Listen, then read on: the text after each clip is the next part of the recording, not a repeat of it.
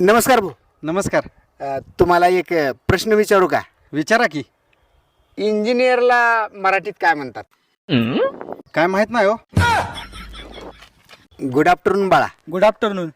बरं, शाळा जातोस का कॉलेजलास? आत्ताच 12वीची एक्झाम दिली. वा वा, छान छान छान. तर मला काय म्हणायचं आहे, तुला एक प्रश्न विचारू का? विचारा की. इंजिनियरला मराठीत काय म्हणतात?